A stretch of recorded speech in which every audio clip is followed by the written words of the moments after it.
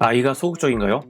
아이가 달리기도 빠르고 사다리 훈련이나 다른 민첩성 훈련을 하면 잘 하는 것도 같은데 경기를 하기만 하면 힘의 반만 사용하는 것 같고 자신감도 없어 보이고 터치는 힘이 없고 슛도 대굴대굴 굴러가나요? U9 그리고 만약 당신의 아이가 이런 유형이라면 기본기 훈련 개나 줘버리세요. 아주 센세이셔널하고 어그로가 심한 문장이죠. 축구 레전드부터 감독, 코치 모두 기본기가 가장 중요하다고 하는데 이건 뭔 소린가 싶죠. 그 어디에서도 듣도 보도 못한 근본 없고 자극적인 컨텐츠로 어떻게든 유튜브 떡상을 노리는 삼류 유튜버의 어그로 제목입니다. 자, 그럼 삼류답게 아주 그럴듯한 말로 당신을 유혹해 제 컨텐츠를 팔아보겠습니다. 이 영상의 내용을 다 들으신 후 아이의 축구 코치와 상의해보세요. 해석하는 방향과 훈련 방향은 다를 수 있습니다. 그런데 이 내용을 모르는 코치라면 9세 이하 운동선수를 가르칠 만한 이론을 삼류 운동 유튜버보다 덜 알고 있는 겁니다. 우리나라 레전드 선수였을 수도 있고 수많은 프로를 배출한 명문 클럽의 지도자일 수도 있습니다. 하지만 9세 이하 운동선수를 가르치기 위해서는 꼭 필요한 개념을 놓치고 있습니다. 아마도 그 이유는 이런 유형의 아이들은 그냥 재능 없는 선수로 분류되거나 좋게 말하면 나중에 폭발하는 대기만성형 선수라고 치부하기 때문이라고 생각합니다. 하지만 우리 아이가 이런 종류의 선수라면 최대한 빨리 발견하고 특성에 맞는 훈련을 해야 합니다. 자신은 재능이 없었다고 말하는 프로 선수들이 많습니다. 어렸을 때는 두각을 나타내지 않다가 고등학교 때 꽃피었다. 초등학교 때는 그냥 평범한 선수였었는데 중학교에 가서 많이 성장했다 등등 이렇게 말하는 프로 선수들이 의외로 많이 있습니다. 자, 그럼 이 문제의 유형을 알아보겠습니다. 이 영상을 끝까지 봐주세요. 날이면 날마다 오는 약장수가 아닙니다. 자, 아리스 박사의 센서리 인테그레이션이라는 연구가 있습니다. 외국인 박사 이름 나오고 그럴듯한 연구 제목도 가져왔죠.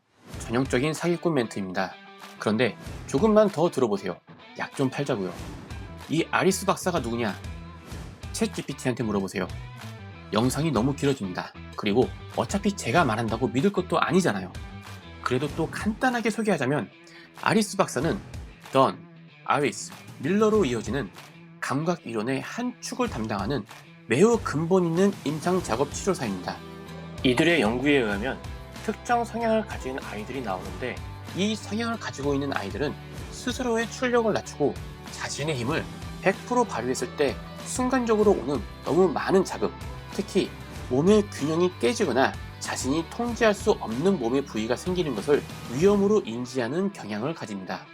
의학적으로는 클라이언트를 이 기준만 가지고 진단하지 말라고 하지만 아리스 박사가 주장하는 기본 원리는 의학계에서도 충분히 받아들여집니다. 더 자세히 들어가면 많은 학자들과 많은 임상작업 치료사들의 이야기들이 나옵니다.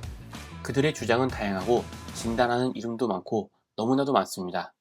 하지만 분명한 건 100의 힘을 낼 수 있는데 반의 힘만 내는 성향의 아이들이 반드시 존재하고 이건 병적으로 심한 아이들만 있는 게 아니라 많은 아이들이 이런 성향을 가질 수 있으며 어떤 영역에서는 자신의 힘을 통제해 안정을 찾으려는 이런 성향이 나타나지만 또 어떤 영역에서는 이런 성향이 나타나지 않기 때문에 생각보다 이런 아이의 유형이 많다는 겁니다. 저희 팀만 봐도 아이들 중 30%가 크든 작든 축구에 있어서 이런 경향을 가진 아이들입니다. 경기장에만 들어가면 뭔가 자신감이 없어 보이고 느려지고 수동적인 아이들입니다. 이러한 성향은 하나의 병이나 증상으로 보기보다는 자폐처럼 스펙트럼으로 나타납니다. 즉, 어떤 행동이나 증상이 있으면 하나의 질병으로 분류하기보다는 자기를 통제하는 경향이 어떤 부분에서 어느 정도 보인다로 해석하는 게 더 좋을 것 같습니다. 그래서 병적인 시각으로 보는 게 아니라 아이가 얼마나 자기 스스로를 통제하고 본인하려는 성향이 있는지를 보면 좋을 것 같습니다.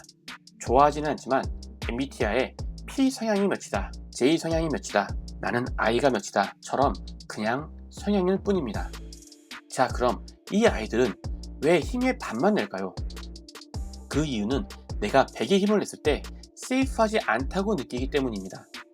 그래서 이런 유형의 아이들은 익숙한 환경에서 익숙하고 안정적인 움직임은 100의 힘으로 수행합니다. 하지만 낯선 환경, 익숙하지 않은 움직임, 안정적이지 않은 자세는 80, 70, 60의 힘만 사용해 몸의 균형을 깨지 않고 몸의 모든 부위를 완벽한 통제 아래에 놓으려고 합니다.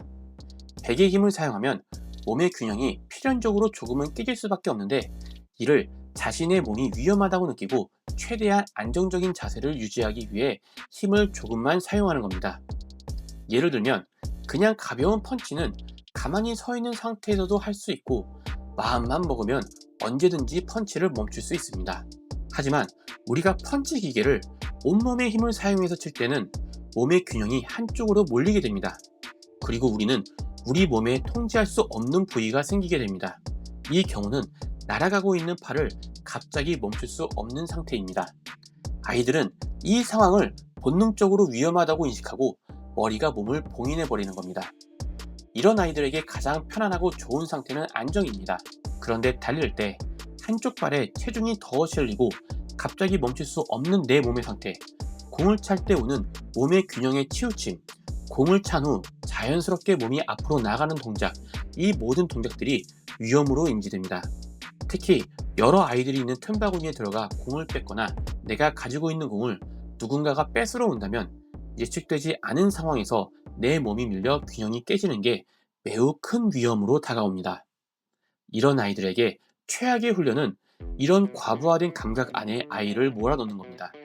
그 대표적인 예가 경쟁이 강한 팀에서의 경기입니다. 이런 아이들은 다른 아이들이 공을 뺏기 위해 싸우고 있을 때 주로 밖에서 상황을 주시합니다.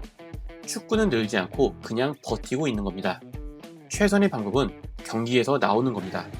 차선책으로는 코치가 선수의 위치를 조정해 주어 압박이 심하지 않은 곳에서 공을 받을 수 있는 위치를 찾는 방법을 가르치는 겁니다. 반드시 경기가 아니더라도 사다리 훈련, 달리기, 슈팅 훈련 등도 아이가 익숙하지 않거나 새로운 훈련장이라면 같은 효과가 납니다. 아이가 집중하는 것처럼 보일 수도 있지만 매 눈으로 잘 보세요.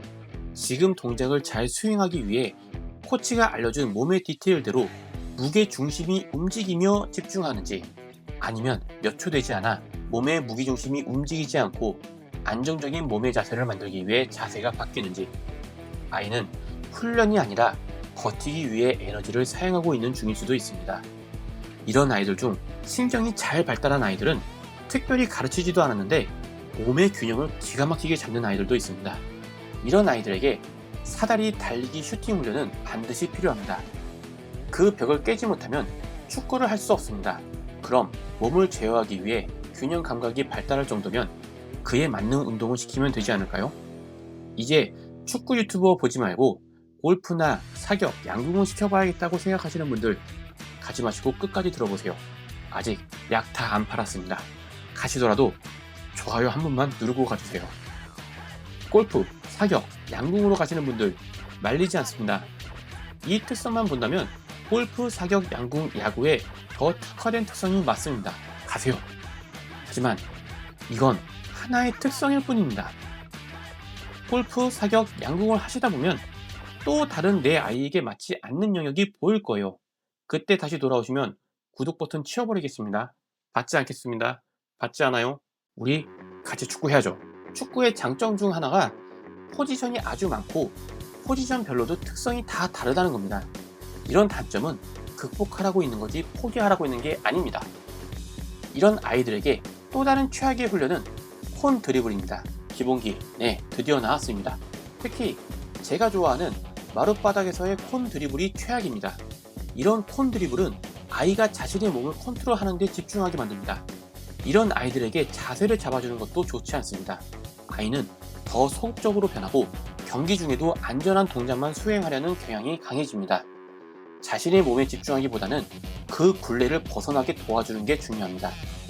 그 누구도 50%의 힘만 가지고는 세미 프로에도 가지 못합니다. 손흥민 할아버지께서 오셔도 K5에도 못 나갑니다. 자, 그럼 이제 약을 팔겠습니다. 약은 바로 마그네슘입니다.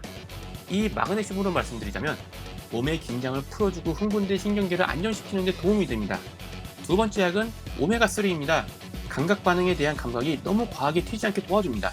이 두 약이 운동 만병 통치약입니다. 이미 마그네슘과 오메가3를 먹이고 있다고요? 그럼 제가 추천하는 마그네슘과 오메가3가 뭔지는 또 다음에 말씀드리겠습니다.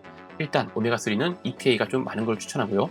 마그네슘은 바이글리시네이트를 추천하는데 이 약들은 나중에 본격적으로 팔도록 하겠습니다. 그런데 중요한 건 이런 건강 보조제가 아닌 거 아시죠? 자, 이 약들보다 더 중요한 게 있습니다. 이 보충제들만으로는 효과를 볼 수 없습니다.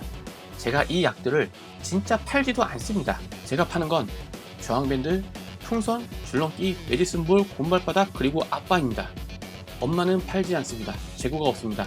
그리고 이건 제가 혼자 파는 게 아니라 아리스 박사의 감각 이론을 다루는 임상학자들의 제안을 바탕으로 파는 거라는 걸 먼저 밝힙니다. 자신의 힘을 100% 사용했을 때 불안하다고 느끼는 아이들에게 이 힘을 100% 사용하는 경험을 안전된 장소에서 안정된 방법으로 많이 시키는 게 중요합니다. 이 아이들이 대기만성형 아이들로 불리는 이유가 여기 있습니다. 어떤 상황에서든 아이들은 성장하면서 적응을 합니다. 아무리 개떡 같은 환경이 있더라도 최악의 개똥 같은 상황이 아니라면 성인이 되면 중간은 하는 아이들로 성장하는 경우가 많습니다. 같은 상황에 계속 노출되면서 그 상황이 어느새 익숙해져 50%만 쓰던 힘을 60, 70, 80, 90을 사용하게 되는 겁니다. 그래서 이런 아이들에게 가장 중요한 건 환경을 자주 바꾸지 않는 겁니다. 바꾸더라도 점진적으로 천천히 바꾸거나 바꾸기 전 아빠가 열심히 조사해서 최소한의 환경 변화만 주는 걸 추천합니다. 아빠가 조사해야 합니다. 엄마는 소용없어요. 제 시청자가 남자 100%더라고요. 90%도 아니고 99%도 아니고 100%입니다.